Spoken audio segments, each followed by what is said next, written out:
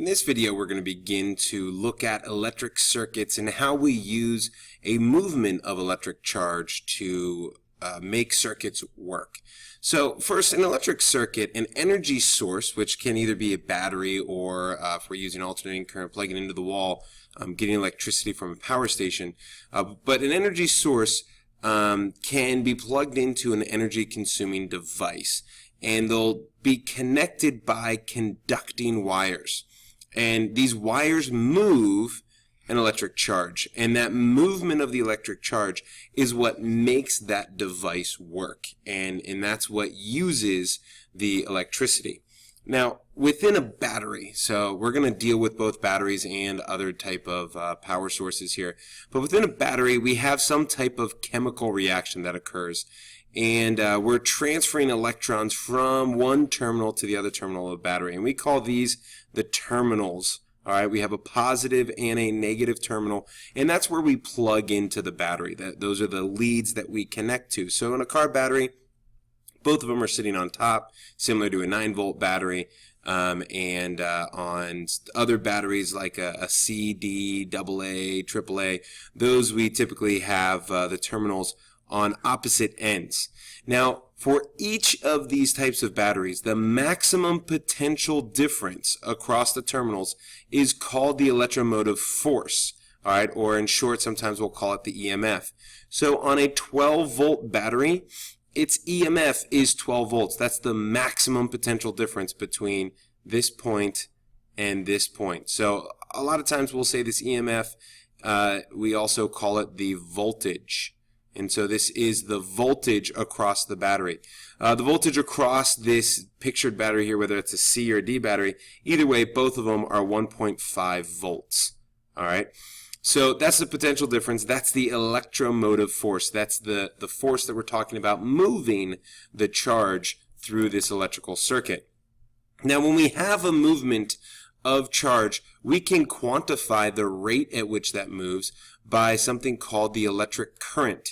Now, the electric current is the amount of charge per unit time that passes through a surface or a wire, which when we're talking about the surface, it's the cross-sectional area of this wire. And we call that current, or we denote the current with the letter I, and we say that that is the charge, the change in the charge, the flow of the charge with respect to the time. So the units here are coulombs per second, but we give that its own name called an ampere, or a lot of times you'll hear it referred to as amps.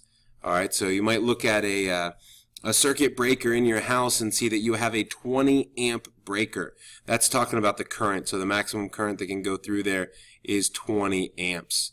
Okay, so we have two different types of currents. We have direct current given to us by Thomas Edison and all of his people that worked for him, and alternating current that came from Nikola Tesla. Now, they didn't really come from those two people, but those were the two big scientists working on them when we were adopting electricity. And so in direct current, the electrons move in the same direction at all times. So there's a flow of electrons from the positive end of the terminal to the negative end of the terminal. We have electrons that are flowing. Now, actually, we'll talk about this battery in a second and the direction of the conventional current. I drew that a little misleading, but we'll talk about that in a moment. Okay, so direct current, they're all flowing in the same direction. Whereas in alternating current, they move back and forth. They alternate. So they start flowing one way, and then they flip to the opposite way. And so this current can be described by a wave function. You know, so enter in sine and cosine of theta. You know, these are our wave functions here that we can describe this alternating current. And there's going to be a frequency. Now, the alternating current we use in our country here has a frequency of 60 hertz. So the electrons are actually moving back and forth 60 times every second. So let's look at a situation here where we have the current in a 3-volt battery of a pocket calculator is 0.17 milliamps. Now remember, that is times 10 to the negative third power. Okay, so that's times 10 to the negative third amps here. And in 1 hour of operation, how much charge, so we're looking for charge, coulombs, travels in the circuit, and how much energy does the battery deliver to the calculator circuit. So let's look at part A first. If we want charge, using that equation that we just had earlier, charge is going to be the current times the time. So we have the current here given to us. That's our I. Here is our time. Now, where did we get the 3600? That is 1 hour, so that's how many seconds we have. Because remember, amps are coulombs per second, so we need to multiply by seconds. So we see that a total of 0.61 coulombs move. That's how much charge flows through the circuit in 1 hour. Now, if we want to look at energy, let's talk about what energy is here. Well, energy can come from this idea of energy divided by charge. Now, what is this? This is our electric potential. All right, our electric potential is our energy per charge, or in other words, it's our voltage. Okay, so this is a concept that we need to understand in moving forward here. So this 3 volts, right here is actually telling us that's 3 joules per coulomb. All right, so if we multiply those together, coulombs times joules per coulombs, we get 1.8 joules. So right here, it kind of defined what voltage is and what potential difference is, or electric potential. All of those are synonymous with our electromotive force. And I understand there's a ton of terms all talking about the same thing here. So 1 volt is equal to 1 joule per coulomb. So we need to understand that relationship here, and we can go from voltage to energy if we multiply by the charge.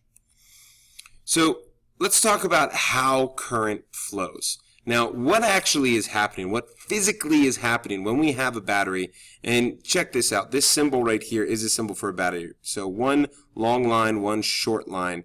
The long line talks about the positive terminal, the short line talks about the negative terminal, And what's actually happening is we have excess electrons over here, and they are going to flow away from the negative terminal around the circuit until it finds the positive terminal.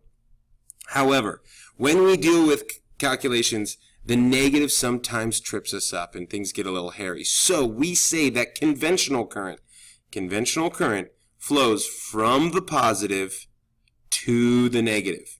Okay? So when we deal with our calculations, we're going to say that current is flowing from positive to negative, but when in actuality, it's really negative charges that are flowing the opposite direction. Okay, so we can think of it as positive charge flowing from the positive terminal to the negative terminal. Even though it's not protons moving, it is electrons. So we can, it works out based on positive charge flowing to the left is the same thing as negative charge flowing to the right. So we just say our conventional current goes from positive to negative. It makes our calculations a whole lot easier later down the line. So when we have these devices in a circuit, what happens is they resist the flow of electrons. And when something resists the flow of electrons, it's using up that energy, just like friction, all right? In that when we have friction in mechanics, it uses up some of that energy and it gives off as heat. Well, this is how we create light in a light bulb. We have what's called a filament, and the electric current goes through there, but the filament is very small, and we'll talk about why that creates a high resistance. But the filament is small, it creates a high resistance, it heats up, and it gets so hot that it starts to glow, and that glowing gives off light. So this using of electricity we call resistance, and it comes about from resisting the flow of electrons. Now, we're going to give that a special symbol here of just R, and it's going to have a unit of ohms, all right, which it is a volt per amp, which we are using this omega letter here to signify ohms. Now, this equation right here, all right, V over I equals R, or more importantly, V equals IR, is what we call Ohm's law. Okay, now notice that the scientist that came up with this relationship, we named the unit after him because he did all this work with resistance, and he found that the ratio of the voltage across a resistor divided by the current that's going through the resistor is always a constant. It's always the same value. And so he found that that was equal to the resistance of that object. And so if we want to do a circuit diagram of just a light bulb in a circuit with a battery, we use this little squiggly line here to denote a resistor. So we see that, all right, we have the positive end of the battery is then connected to a resistor here, and that resistor is connected to a switch, and that switch is connected to the negative end of the battery. So when we flip the switch and these are connected, then current flows through the resistor. Okay, current flows through the resistor heats up, gives off light. Now that resistor could be something else, could be a fan, so goes through and it spins a motor, or it could be a display that, you know, shows something on the screen. It could be anything we want, but the key is there's some resistance, and that resistance uses the energy and does some type of job. Okay, so any type of wire, any type of, you know, whether it's the filament wire, whether it's some other object that's going to be using this energy, we call that a resistor. So anything that resists the flow of electrons, we call a resistor, and it uses this electric energy. So let's try an example here, and we see that we have a filament, the wire gets hot, it emits light, and the flashlight uses two 1.5 volt batteries to provide a current of 0.4 amps in the filament. So we want to determine the resistance. Well, first we have to look at, well, there's two batteries in series here. If there's a potential difference of 1.5 here and a potential difference of 1.5 here, we actually add these. So the difference from here to here is 3 volts total. So that's our total potential difference there. So we want to use Ohm's law here in solving for the resistance, which is going to be the voltage divided by the current. So we take the 3 volts divided by the 0.4 amps, and we get 7.5 ohms. Now, we can also look at finding resistance based upon physical quantities of an object. And in order to do that, we have to know the material of the object. And the material of the object gives us this concept of resistivity. So there's certain materials that are more resistive to the flow of electrons. Now you should be able to think of this intuitively as well. If something's a really good conductor, then it doesn't resist the flow of electrons. Whereas something that is not a very good conductor, more of an insulator, it's going to have a higher resistivity. And so this row here just quantifies that conductibility, or, you know, is it a good conductor, is it an insulator type thing. So there are a couple other quantities that also play or come into play here with resistance: the length and the cross-sectional area. The longer something is, the more resistance it has, because the electrons can't flow from the negative end to the positive end as quickly because they have to go through a length of wire or a length of some object. And also the cross-sectional area. Think of like a flow of pipes. You know, the bigger the area, the more water that can flow through. Same thing, the bigger the cross-sectional area of a wire, the more electrons that can flow through. So that's why we have that inverse proportionality there. So just to give you an idea of the resistivity of some objects, we see that aluminum has 2.82 times 10 to the negative 8. Copper is 1.72 times 10 to the negative 8. We see that aluminum has a higher resistivity. Copper is a very good conductor. Now, it doesn't mean aluminum isn't. It's just not as good as copper. So we can go through here and we can see, you know, which ones are good conductors, which ones are insulators. And we look at some of these things, like rubber has an extremely high resistivity because it's an insulator. Terrible conductor. Its resistivity is through the roof. So in an example here, we have a lawnmower that suggests that a 20 gauge extension cord should be used. Now this 20 gauge and this 16 gauge, this is actually inverse. You know, you'd think that a 20 gauge is bigger than a 16 gauge, but it's actually the other way. You know, 20 gauge is a smaller diameter than a 16 gauge.